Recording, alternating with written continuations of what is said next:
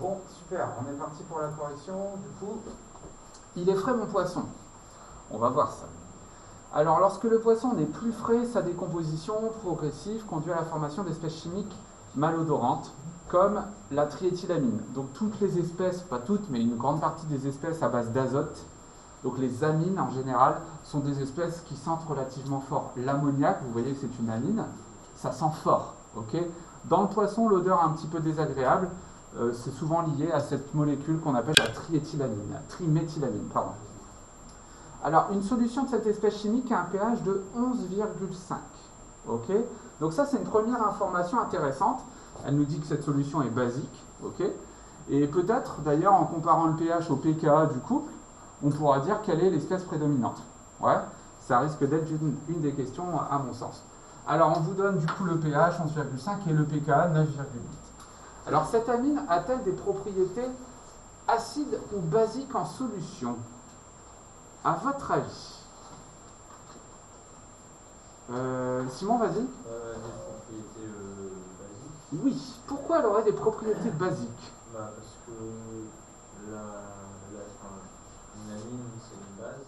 Et ça ouais, tout à fait. En fait, une amine, c'est effectivement une base. Alors, comment on le sait? Alors, soit on a un petit peu l'habitude, ou alors on va écrire le schéma de Lewis de tout ça. Donc, la triméthylamine, c'est ce truc-là. Alors, si ça, c'était un acide, on est bien d'accord? On pourrait perdre un proton, on pourrait perdre un atome d'hydrogène ici, pour générer un ion H+. Sauf que là, je vous ai dit, en début d'année, les liaisons carbone-hydrogène, elles ne sont pas polarisées. C'est-à-dire que la différence d'électronégativité entre l'hydrogène et le carbone est très faible. Et en fait, un hydrogène qui est placé sur un CH3 ne va pas partir. Il va vraiment rester collé ici. Donc ça, ce n'est pas un acide. En revanche, on voit que si on lui ajoute ici un hydrogène, le doublé non liant va pouvoir ici capter un hydrogène pour former cette fois-ci un acide. On voit bien que entre l'azote et l'hydrogène, la différence d'électronégativité est grande, donc ce proton-là va pouvoir partir. Okay, donc en fait, l'amine de départ, c'est effectivement une base. Ok? Vous voyez un petit peu comment on peut le justifier? Voilà, là c'est avec l'habitude aussi. Donc c'est une base ici. Hein. Alors, écrire la formule de l'espèce conjuguée, puis le couple acide-base correspondant. Donc l'espèce conjuguée, je venais de vous l'écrire juste avant. Donc en fait, on va écrire sa formule semi-développée. Donc HNCH3, donc NCH3 plus un H. Et tout ça, ça va être chargé positivement. Ok? Slash NCH3 3 fois. On voit bien que la différence entre ces deux molécules, cet acide et cette base conjuguée, c'est simplement un proton H+. Alors, en déduire l'équation de la réaction de la triméthylamine avec l'eau. Alors, là, nous, on est en présence d'une base. Ok? Ça, c'est la triméthylamine. Donc, forcément, l'eau, ça va être un acide. Une base réagit toujours avec un acide. La base conjuguée de H2O, c'est HO-. Donc, ça plus ça, donc bien les espèces que j'ai entourées, ce sont bien mes réactifs, vont donner ces deux produits. Je vais écrire ça ici. Donc, on va avoir NCH3 3 fois, plus H2O, le liquide, donc ça c'est une espèce en solution aqueuse. Ça va donner quoi? Je vais mettre une double flèche. A priori, on a un pKa qui est défini, donc c'est bien un équilibre chimique.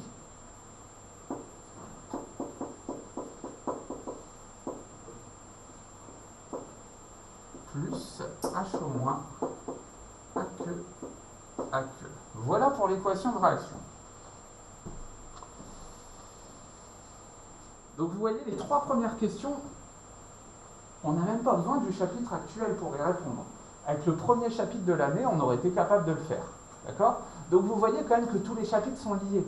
C'est pour ça qu'à un moment, au devoir commun, si je vous dis réviser les derniers chapitres, ce chapitre 5 là, nécessairement, et on va en avoir besoin, ou ce chapitre 6, pardon, on va avoir besoin du chapitre 1 pour le traiter aussi. Vous voyez que si on ne sait pas équilibrer une équation acido-basique, on est déjà bloqué. Ouais. Alors 4. Quelle espèce conjuguée prédomine dans cette solution? Justifier la réponse.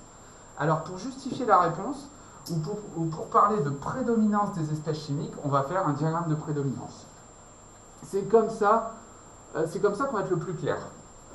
Donc un diagramme de prédominance, on place sur une échelle de pH le pKa du couple. Le pKa, on va le mettre ici, et il est égal à 9,8.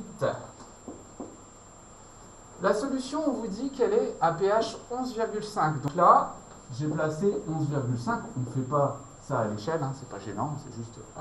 Alors, quand on est inférieur au pKa, quelle espèce prédomine? L'acide ou la base? Vas-y Axel. Ouais, c'est l'acide. C'est assez logique. Hein. Plus on va vers les pH faibles, plus c'est l'acide qui prédomine. Donc là, en fait, ce qui va prédominer ici, c'est HNCH3 3 fois plus. Pour quelque chose, un pH supérieur au pK, c'est la base qui prédomine. Donc là, la question, c'était quelle espèce conjuguée prédomine dans cette solution. Justifier la réponse. C'est la base qui prédomine, car on a un pH de solution supérieur au pKa du couple, comme on le voit sur le diagramme de prédominance. Ça va? Ouais?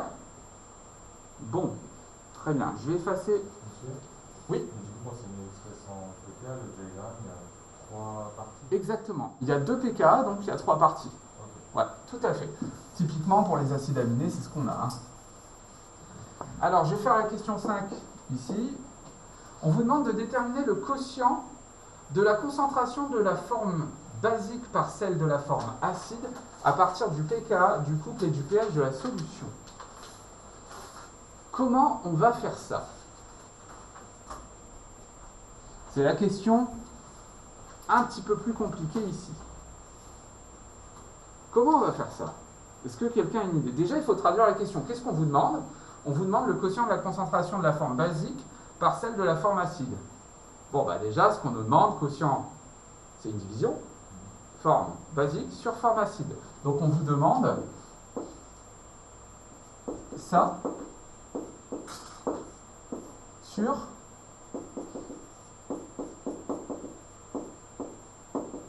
ça. Vous êtes tous d'accord?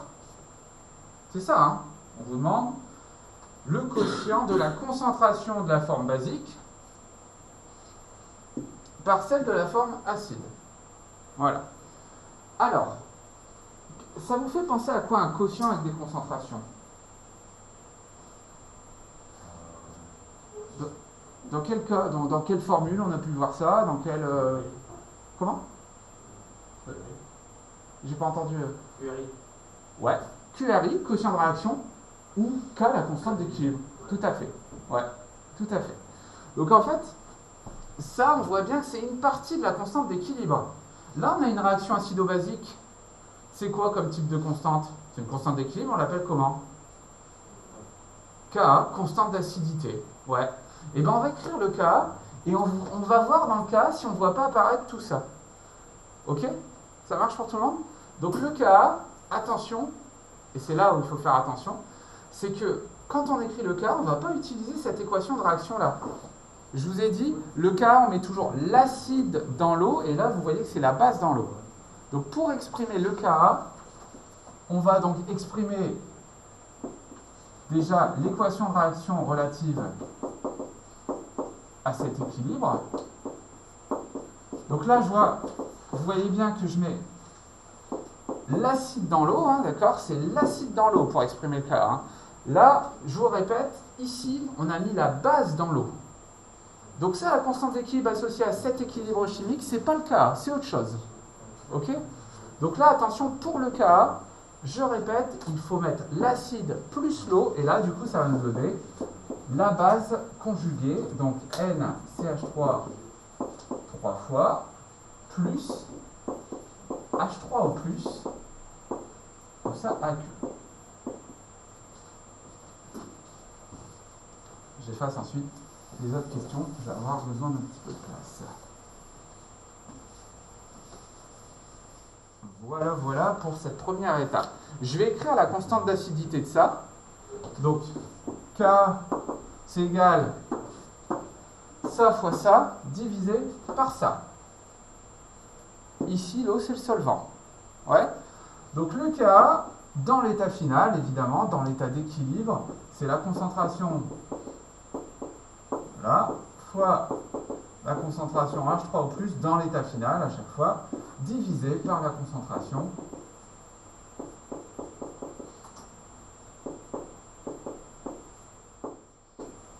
voilà. Ça va? Bah regardez, ce truc-là, on le retrouve ici. Je vais sortir un petit feutre de ma couleur, si j'ai ça dans le sac. Ouais, normalement. Ici, j'ai encore un vert et un rouge qui traînent. Ouais, c'est bon. Alors regardez, ici, nous, c'est ce qu'on cherche à calculer. Ce truc-là, on le retrouve ici. Hein. Alors du coup, ça, c'est égal à quoi? Si je transforme ce quotient ici, ce que j'ai entouré là, je vais le réécrire.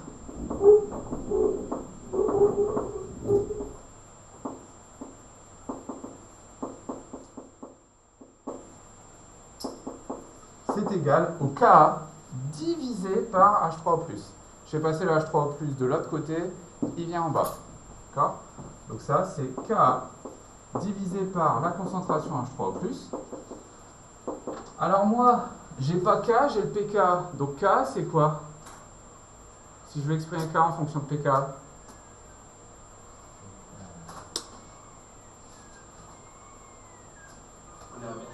C'est ça. Et on est en direct de Boulogne-sur-Mer ici. Voilà. Il y avait un bruit de mouette derrière, c'est pour ça. Alors le K, c'est 10 puissance moins PK. D'accord? Ça, c'est une formule qu'il faut retenir. Vous savez que PK, c'est moins log de K, et du coup, K, c'est 10 puissance moins PK. Pour le pH, c'est pareil. H3+, c'est 10 puissance moins pH. Ouais. Et du coup,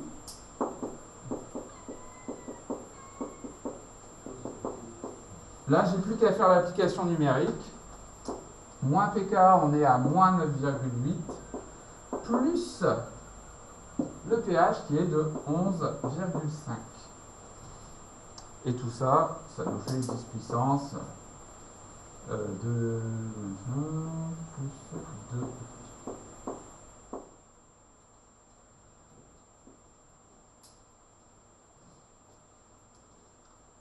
Puissance à peu près plus, enfin, complètement plus 1,7. Alors ça, on est un petit peu inférieur à 100, je sais pas, on doit être à 75, un peu à la louche. Je sais pas si quelqu'un peut... Peut-être ma calculatrice là, ouais. 10 puissance 1,7.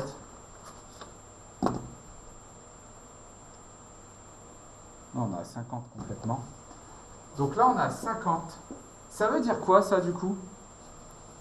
C'est peut-être d'ailleurs... Oh, ouais. Ça veut dire quoi, ça? On vient de trouver 50. Si on interprète la question. Ce rapport-là vaut 50.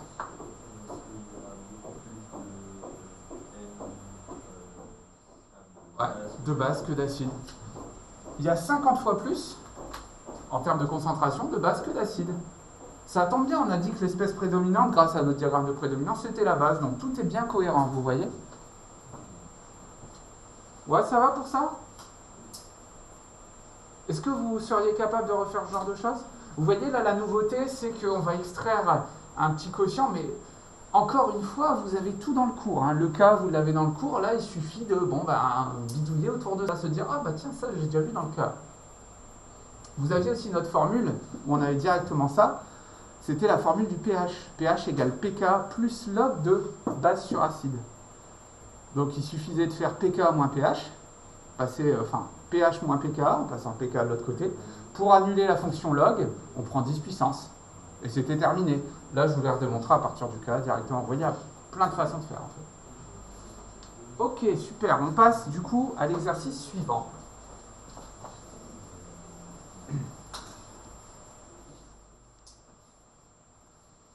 Alors, l'exercice suivant, c'est parti. Acide et base conjuguée. Alors, l'exercice 34 du livre, donc page 179, on vous dit un litre de solution aqueuse contient 0,20 mol d'acide éthanoïque. C'est quoi l'acide éthanoïque déjà? On le retrouve où? Non. Alors, l'éthanol, oui, ça va être l'éthanol, ça va être l'alcool effectivement lié à cet acide-là. On peut le retrouver dans l'alcool si l'alcool se dégrade. Du coup, c'est du vinaigre, voilà. Un vin qu'on va laisser trop longtemps s'aérer, on va dire c'est du vinaigre après. Ah mince, c'est du vinaigre, ça y est, on a l'évier, terminé. C'est exactement, il y a une réaction d'oxydation qui se passe avec le dioxygène de l'air, etc. Je vais vous passer les détails, mais c'est ça. Alors, on vous dit que cette solution aqueuse, 0,20 mol d'acide éthanoïque et 0,20 mol d'éthanoate de sodium, le pH de cette solution est de 4,8. L'éthanoate de sodium, à votre avis, c'est quoi l'éthanoate comparé à l'acide éthanoïque? C'est sa base conjuguée, ouais, très bien. On vous donne certaines choses, comme la masse molaire du sodium, de l'oxygène, de l'hydrogène, on va voir que ça peut peut-être nous servir. Alors, déterminer la valeur du pK du couple CH3CO2H, CH3CO2-. Comment vous allez faire ça? Il y a plusieurs façons de faire.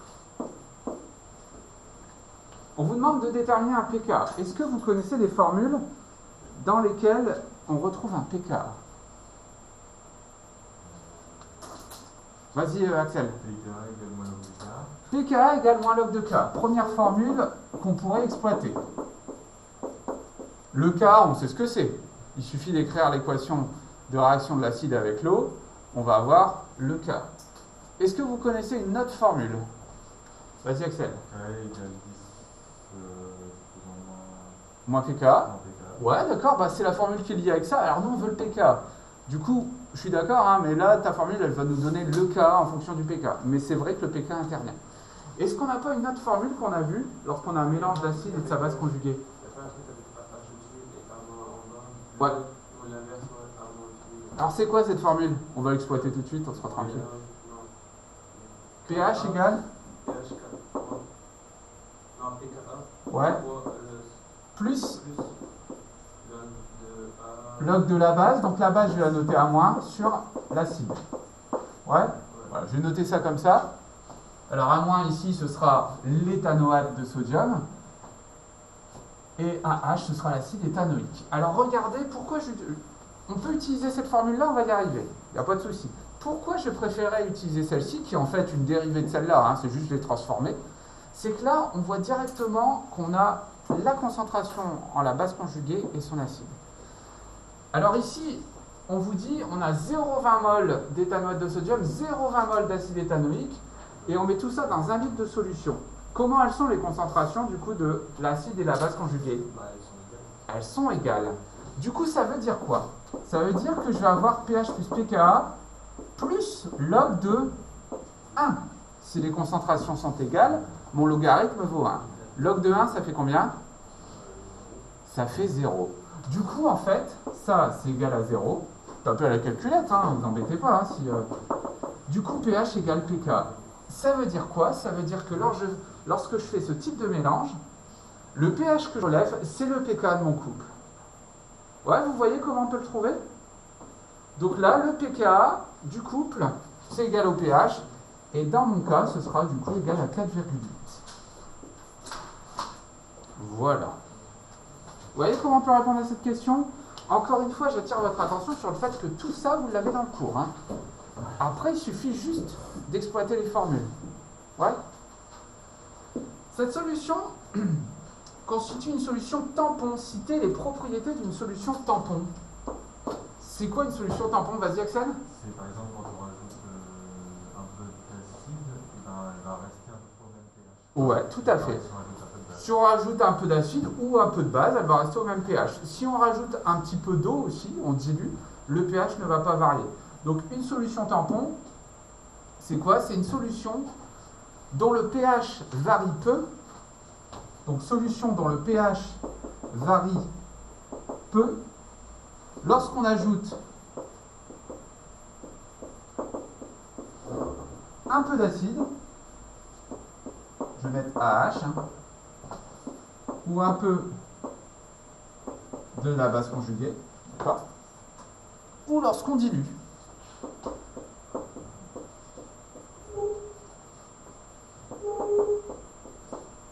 Donc c'est des solutions qui sont vachement pratiques. Elles sont évidemment présentes dans les milieux biologiques pour des raisons qu'on a déjà évoquées la fois dernière. Stabiliser le pH, c'est super important pour la structure de certaines molécules, de certaines enzymes, de certaines protéines.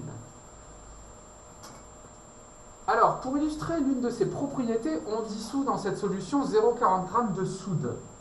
Son pH prend alors la valeur de 4,9. Donc vous voyez, on rajoute de la soude. Le pH, il augmente un petit peu, c'est logique, hein, on rajoute une base. Le pH va augmenter un petit peu, mais vraiment un petit peu, vous voyez, en mettant quand même 0,4 g de soude, ce qui n'est pas rien. Le pH prend juste 0,1, donc on voit bien qu'il ne varie pas. Donc pour en fait vous montrer, c'est vraiment quelque chose qui, ces solutions tampons bougent vraiment très peu lorsqu'on va les perturber, on vous dit, son pH prend la valeur de 4,9 et on vous demande de calculer que vaudrait le pH si l'on dissolvait la même masse de soude dans 1 litre d'eau pure à pH 7. Comment on va pouvoir faire ça? En gros, là, j'ai ma solution tampon, je rajoute 0,40 g de soude, j'ai 4,9 pour le pH. Maintenant, je vous dis, je prends de l'eau et je mets 0,40 g de soude dedans. Quel est mon pH? Vas-y, Axel. Alors, on va pouvoir peut-être se sortir avec KE. Ouais, ok, on va pouvoir faire ça, tout à fait. C'est une solution. Alors, comment on va pouvoir aussi... Alors, comment on démarre, du coup? Parce que la soude, c'est quoi sa formule chimique?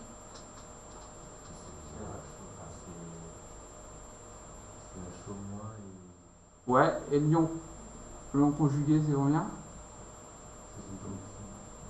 Ouais. C'est l'hydroxyde de sodium, ouais. Ouais, tout à fait. Alors déjà, il va falloir qu'on calcule la quantité de matière en NaOH. Et du coup, quelle quantité de matière ça va nous donner en Na+, et HO-. Et quand on aura la quantité de matière en HO-, on pourra avoir la concentration, on sait qu'on est dans 1 litre. Et quand on aura la concentration en HO-, là on va utiliser le KE. Donc effectivement, on utilise le KE, mais on voit qu'il y a des petites étapes avant, qu'il ne faut pas négliger, hein. D'accord? Alors, je vais écrire ici. Du coup, on va écrire quand même l'équation de dissolution de la soude dans l'eau. Ouais. Donc en fait, la soude, c'est NaOH solide, donc ça, il faut le retenir, hein. Ou on rencontre toujours la même chose. Si on met ça dans l'eau, c'est une réaction totale qui va nous donner Na+, plus HO-. Alors là, maintenant, si je mets 1 mol de ça dans l'eau, ça va me donner forcément 1 mol de ça et 1 mol de ça. D'accord. J'ai mon capuchon, j'ai mon feutre, j'en ai un. Je le dissous, hop, il se sépare. J'ai un capuchon et un feutre sans capuchon. Vous voyez, un feutre va donner un capuchon et un feutre sans capuchon. Bah là, c'est pareil. Une molécule de ce truc-là va donner ça plus ça dans les mêmes proportions. Ouais. Donc là, maintenant, si j'arrive à calculer la quantité de matière de ça, je vais avoir la quantité de matière de ça et de ça. Donc là, petit n, c'est égal à petit m sur grand M pour NaOH. Petit m, c'est quoi? 0,40. Grand M, c'est quoi? C'est la masse molaire du sodium, de l'oxygène et de l'hydrogène. Donc on va avoir 23 plus 16 plus 1.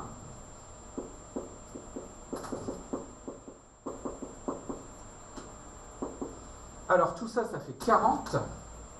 Oui. Donc 0,40 divisé par 40, ça fait combien?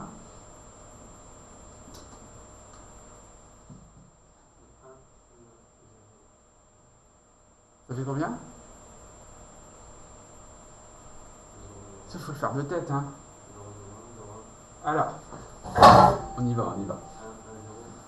40, c'est combien? On peut l'écrire comme ça. 40, je vais l'écrire juste ici. 0,40, pardon, c'est 40 fois 10 puissance moins 2. Bah, divisé par 40.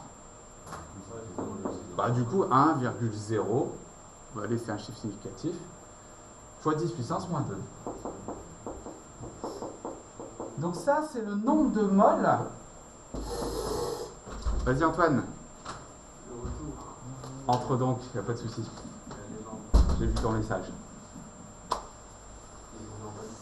Alors du coup, on va former une mole fois 10, enfin 1,0 fois 10 moins 2 mol de ça et de ça. Donc on sait qu'on a formé ça en quantité de matière. On est dans 1 litre, on raisonne par rapport à 1 litre. Du coup, la concentration en H au moins, que je vais pouvoir écrire comme ça, c'est égal à 1,0 fois 10 moins 2 mol par litre. Ouais. Alors quand j'ai ça maintenant, je vais utiliser le KE, comme tu nous l'as dit juste avant, Axel. Donc là, le KE, je vous le rappelle, c'est la concentration en H au moins dans l'état final fois la concentration H3 au plus dans l'état final. Nous, qu'est-ce qu'on veut? On veut calculer le pH. Donc le pH,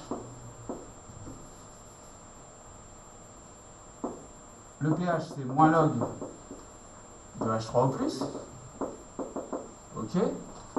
C'est moins log du coup de KE sur H au moins. Le KE, on vous le donnerait, il est probablement donné sur une des pages, c'est 10 puissance moins 14. Donc ça fait moins log de 1,0 fois 10 moins 14 sur 1,0 fois 10 moins 2. Ok. Et du coup, là, ça nous fait directement 12. Ouais. Moins 14 plus 2, ça fait moins 12. Moins log de 10 puissance moins 12, ça fait du coup 12. Donc en fait, on voit que si on a un pH de 4,8, on rajoute la soude là dans une solution tampon, ça fait grimper le pH à 4,9 seulement. Pas grand chose. Si on prend juste de l'eau, qui n'est pas une solution tampon, on a un pH de 7 initialement, on rajoute 0,40 g de soude, on monte à 12 maintenant. Plus 5 points de pH. Donc là, on voit clairement l'utilité de la solution tampon, hein, d'accord? Voilà.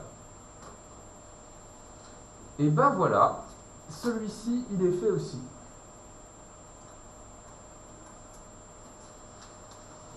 Je vous laisse réfléchir un petit peu sur le 35. Comme ça, Antoine, je fais un tout petit point avec toi. Voilà pour cette première vidéo, du coup, qui doit durer un certain temps.